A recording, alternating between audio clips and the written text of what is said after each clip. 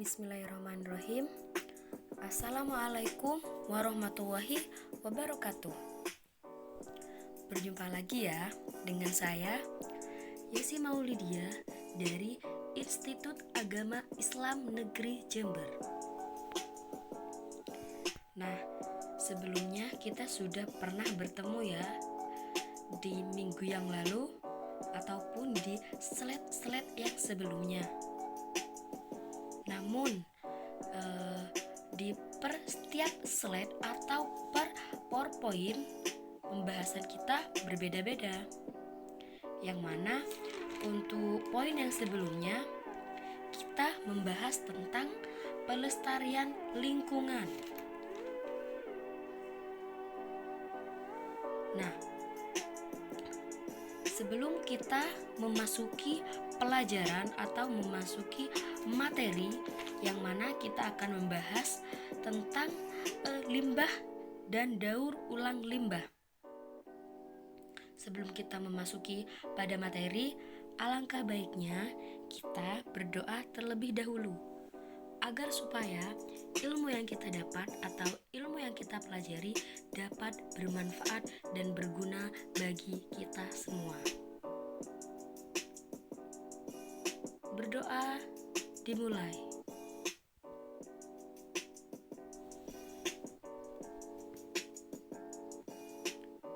Selesai.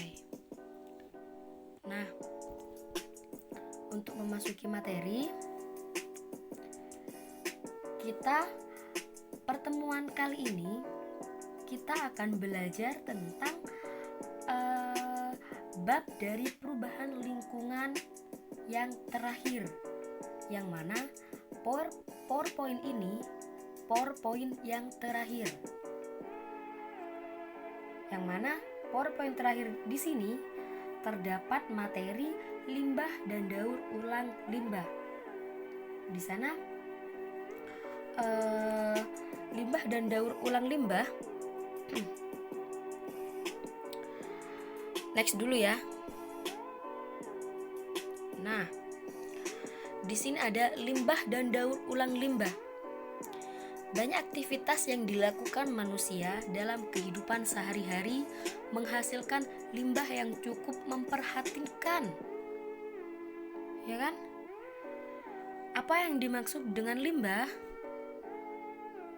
Yang jelas kalian sudah pernah tahu apa itu limbah. Limbah merupakan sumber daya alam yang telah kehilangan fungsinya. Nah, di sini limbah juga disebut sebagai entropi. Apa itu entropi? Yaitu sisa energi yang tidak dimanfaatkan. Apakah limbah masih bermanfaat dalam kehidupan? Jelaslah, limbah itu masih bermanfaat bagi kita semua. Dapat kita didaur ulang.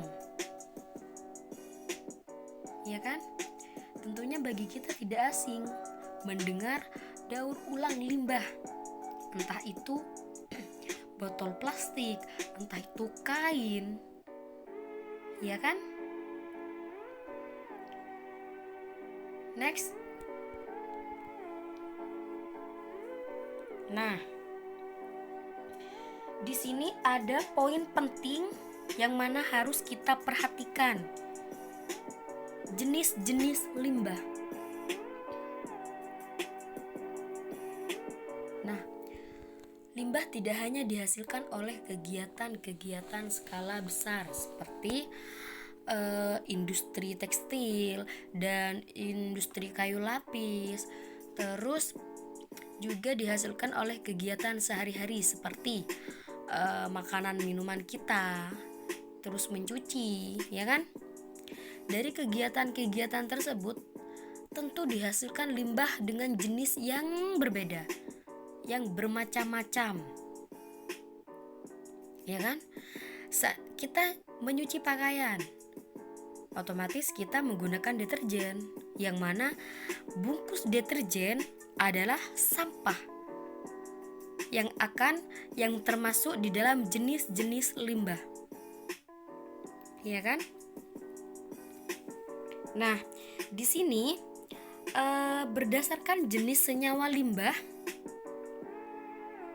dibedakan menjadi 3 jenis. Nah, di sini ada 3 jenis limbah. Untuk yang pertama, tentunya kita tidak asing mendengarkan jenis limbah organik.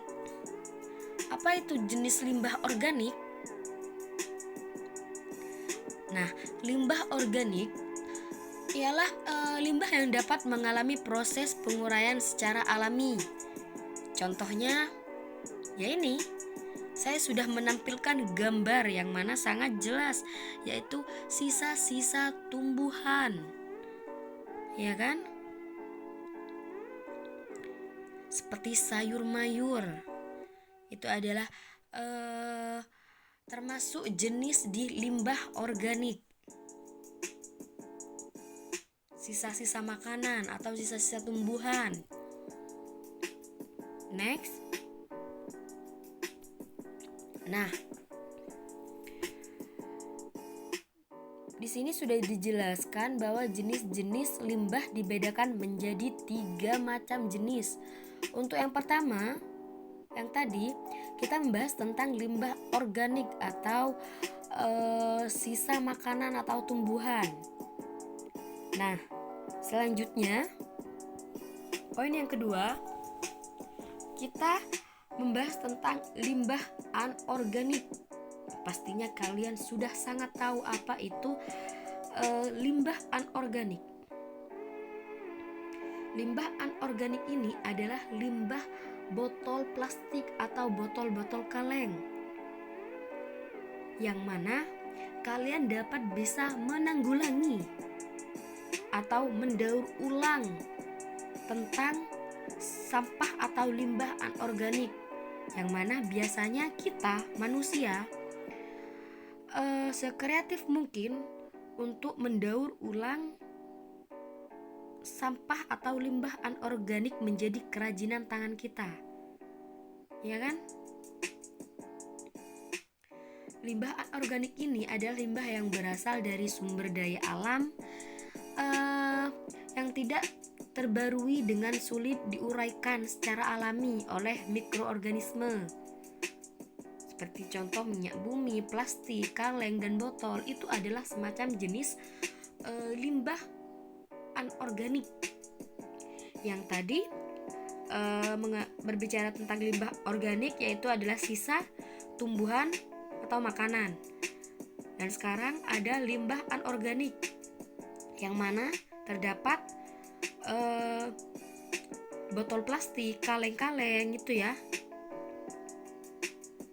Nah, untuk limbah yang ketiga yaitu limbah bahan berbahaya dan beracun, yang biasanya disebut dengan B3. Apa itu? Limbah yang secara langsung maupun tidak langsung dapat mencemarkan, membahayakan lingkungan dan kesehatan dan kelangsungan hidup manusia dan makhluk hidup lainnya. Nah, berdasarkan karakteristiknya, limbah B3 ini dibedakan menjadi mudah meledak atau mengoksidasi, beracun. Itu adalah limbah bahaya, bahan berbahaya dan beracun yang biasanya disebut dengan B3. Contohnya limbah B3 ini dari kegiatan sehari-hari seperti oli baterai, obat anti nyamuk, pemutih, dan aki mobil. Itu juga terdapat di dalam poin limbah bahan berbahaya dan beracun. Di sana saya sudah menampilkan lambang-lambang atau tanda yang harus kita waspadai. Sudah jelas ya? Next. Nah, di sini ada berdasarkan wujud limbah dibedakan menjadi 3 jenis, yaitu sebagai berikut.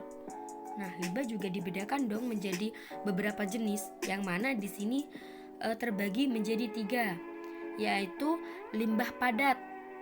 Apa itu limbah padat? Limbah padat berupa sisa-sisa makhluk hidup, limbah domestik, limbah dan pabrik yang berupa bahan padat. Untuk yang kedua, cair dari pabrik maupun dari rumah sakit. Bahan cair ya. Untuk yang pertama, limbah padat.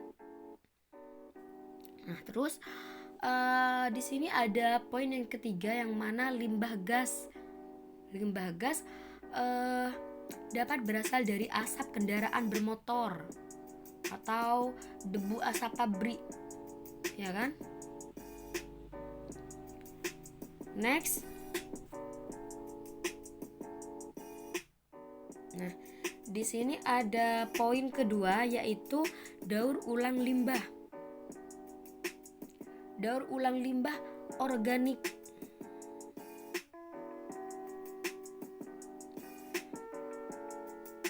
Limbah organik dapat dimanfaatkan secara langsung, misalnya sampah rumah tangga berupa sayuran dan daun-daun bekas dapat dijadikan makanan ternak, ampas, atau digunakan sebagai bahan makanan ternak. Dan serbuk gergaji juga kita dapat memanfaatkan sebagai media penanaman jamur, ya kan? Nah, limbah organik pun dapat dimanfaatkan sebagai daur ulang, misalnya dengan pembuatan kertas daur ulang atau kompas dan biogas. Di sini ada yang pertama, pembuatan kertas daur ulang. Nah, kertas-kertas dari sampah rumah tangga, kegiatan administrasi kertas pembungkus, dan juga pembungkus kado atau aneka kerajinan yang lain. Itu pembuatan kertas daur ulang atau apa yang kita bisa manfaatkan gitu. Nah, untuk pemanfaatan yang kedua, membuat kompos. Kompos merupakan pupuk organik yang dihasilkan melalui proses pengolahan limbah organik dengan bantuan mikroorganisme atau pengurai. Nah, di sini kompos juga merupakan bahan penting dalam pertanian organik. Beberapa keuntungan dalam penggunaan pupuk buatan antara lain pupuk kompos, unsur haranya lebih bertahan lama di dalam tanah, tidak menimbulkan pencemaran, tidak mematikan organisme lainnya, dan juga biaya produksinya pun lebih rendah. Itu pemanfaatan pembuatan kompos. Dan yang ketiga yaitu pembuatan biogas, yang mana biogas merupakan gas yang dihasilkan dari limbah kotoran ternak, ya kan? Seperti kotoran-kotoran ternak, kotoran-kotoran sapi gitu, atau sampah organik lainnya oleh aktivitas bakteri. Dalam limbah kotoran tersebut masih ada kandungan energi yang belum termanfaatkan. Dengan aktivitas bakteri senyawa organik dalam kotoran tersebut kita bisa difermentasi secara anaerob, menghasilkan gas metana yang dimanfaatkan untuk sebagai keperluan termasuk keperluan rumah tangga, yaitu dengan menyalakan kompor gas atau penerangan. Seperti itu. Next. Nah, di sini ada poin B yang mana daur ulang limbah anorganik. Nah, limbah anorganik juga dapat dimanfaatkan melalui proses daur ulang. Daur ulang limbah anorganik yang masih dapat didaur ulang, misalnya plastik, logam, dan kaca. Limbah anorganik juga dapat didaur ulang dengan cara menjadi bentuk lain yang bermanfaat, misalnya limbah kaleng untuk kerajinan tangan, ya kan, yang mempunyai nilai seni, ya kan, entah itu botol plastik atau kaleng-kaleng. Kita kan juga dapat memanfaatkan atau membuat kerajinan-kerajinan tangan yang mana di sana tercatat mempunyai nilai seni. ya kan, bernuansa seni seperti mobil-mobilan dari lampu hias. Itu juga dapat bisa dilakukan dengan sampah anorganik, dan juga menjadi bentuk asam yang bermanfaat. Misalnya limbah plastik diproses kembali menjadi alat-alat rumah tangga seperti ember, piring gelas, dan cangkir. Nah, limbah plastik atau industri juga memerlukan pengelolaan agar tidak mencemari lingkungan di sekitarnya. Ya kan? Sampah-sampah itu juga bisa dimanfaatkan agar kita tidak terlalu mencemari lingkungan di sekitar kita, begitu. Dan pengelolaan limbah pabrik atau industri bertujuan menetralkan air dari bahan-bahan tersuspensi dan terapung, mengurangi bahan organik, seperti itu. Next,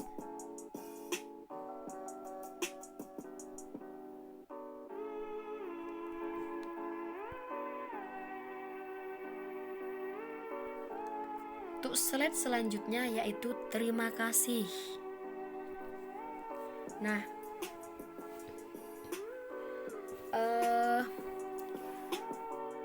untuk materi perubahan lingkungan atau iklim dan daur ulang limbah, bab lingkungan, perubahan lingkungan, kita akhiri sampai di sini pertemuan kita. Ini merupakan PowerPoint yang terakhir, yang mana minggu depan kita tidak akan membahas tentang materi tentang perubahan lingkungan lagi, dikarenakan bab materi perubahan lingkungan sudah berakhir. Nah, mungkin ada salah kata atau salah penjelasan, dimohon dimaafkan ya. Karena apa? Karena kita juga sama-sama belajar, ya kan? Nah, saya sudahi untuk pertemuan kali ini. Wabillahi taufiq wal hidayah. Assalamualaikum warahmatullahi wabarakatuh.